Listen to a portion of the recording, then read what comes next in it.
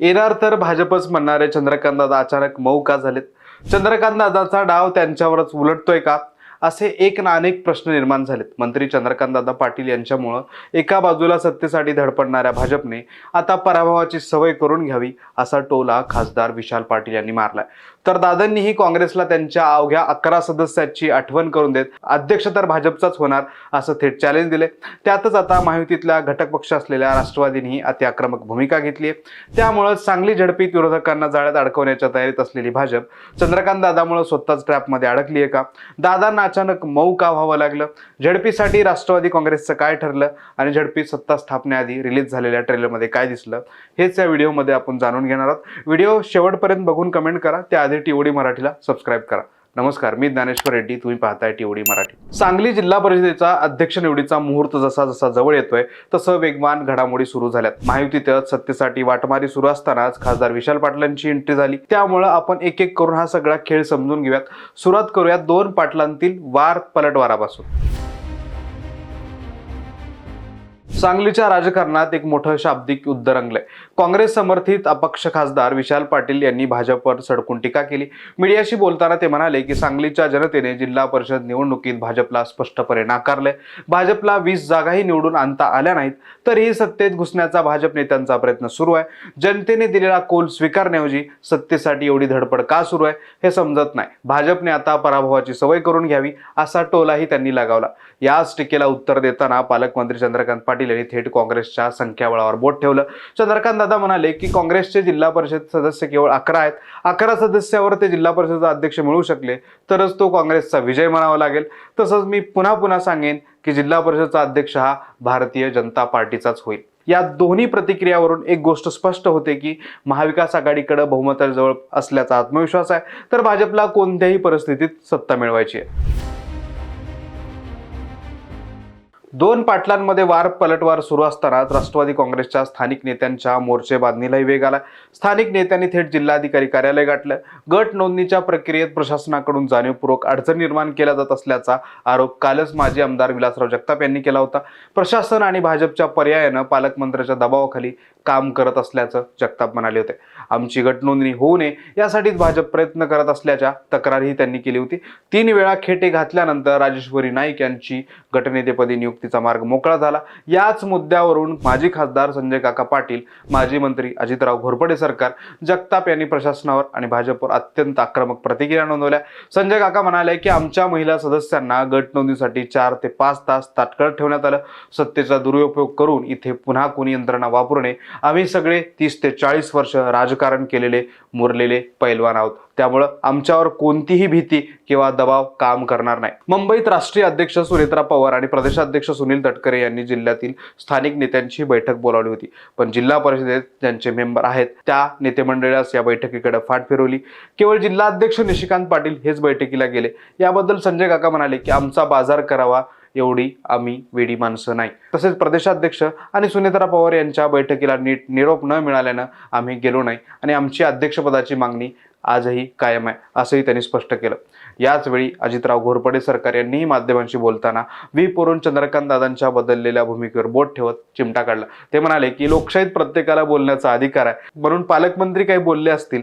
आधी दादा म्हणत होते की अधिकार डावलला की लगेच कारवाई होते, आता तेच सांगतायत आम्ही फक्त कायदा समजून सांगण्याचा प्रयत्न केला, सल्ला देणार नाही. म्हणजे दादा जरा मऊ झालेत का? तुम्हाला काय वाटतं, ते मऊ झाले असावेत का? असा खोचक सवालही घोरपडे सरकार यांनी केला. याच्या कारणाची आपण पुढे चर्चा करणारच आहोत, पण तुम्हाला याचं काय कारण वाटतं ते लगेच कमेंट करून सांगा. अजितराव घोरपडे यांच्या प्रश्नातच सांगली जिल्हा परिषदेच्या राजकारणाचं गुपित दडलंय. सुरुवातीला सत्तेचं गणित जुळवताना चंद्रकांत दादांनी मित्र पक्षांना व्हीप मोडल्यास थेट कारवाईचा आणि निलंबनाचा धाक दाखवला होता. तोच दबाव तंत्राचा डाव आता भाजपवर उलटला. या दबावामुळे राष्ट्रवादी स्थानिक नेते अधिकच आक्रमक झालेत आणि त्यांनी गट स्थापन करण्यासाठी थेट प्रशासनाशी 2 हात करण्याची तयारी दर्शवली. सध्याच्या राजकीय समीकरणानुसार मित्र पक्षांशिवाय भाजपचं सत्तेचं गणित फिट बसू शकत नाही आणि हे गणित मुंबईत सुनेत्रा पवार किंवा तटकरे यांच्याशी चर्चा करून सुटणार नाही याचीही कल्पना भाजपला झाली आहे. त्यातूनच चंद्रकांत दादांना एक पाऊल मागे घेत आपली भूमिका मवाळ करावी लागली. म्हणूनच ते आता आम्ही कुणाला भीती दाखवली नाही, फक्त कायदा समजावून सांगितला अशी सारवासारव करत आहेत. विरोधकांना जाळ्यात अडकवण्याच्या तयारीत असलेले दादा स्वतःच ट्रॅपमध्ये अडकले. सांगली झडपीत पुन्हा सत्ता मिळवण्यासाठी भाजपनं सोबळ आजमावलं. एक हाती सत्ता मिळवण्याच्या नादात मित्रपक्ष असलेल्या राष्ट्रवादी काँग्रेस आणि शिंदे सेनेच्या स्थानिक नेत्यावर जहरी टीका केली. शिंदे सेनेचे आमदार सुहास बाबर यांच्यासोबतचा सामना संपूर्ण राज्यात चर्चेत आला. राष्ट्रवादीची नेते मंडळी भाजपच्या स्थानिक नेत्यामुळे दुखावली आहेत. दुसरीकडे अजित पवार यांच्या अपघाती निधनानंतर राष्ट्रवादी काँग्रेसची धुरा सुनेत्रा पवार यांच्याकडे आली आहे. मात्र सांगलीतील स्थानिक राष्ट्रवादीचे नेते आता पूर्णपणे स्वतंत्र भूमिका घेताना दिसत आहेत. मुंबईतील वरिष्ठ नेत्यांच्या बैठकीकडेही त्यांनी जाणीवपूर्वक पाठ फिरवली. आमचा बाजार करायला आम्ही वेडे नाही, हा संजय काका पाटील यांचं वाक्य खूप काही सांगून जातं. राष्ट्रवादीच्या या सदस्यांनी स्वतःच्या अटीवर वाटाघाटी करण्याचं आणि वेळ आल्यास भाजपला सत्तेपासून दूर ठेवण्याचे संकेत दिले.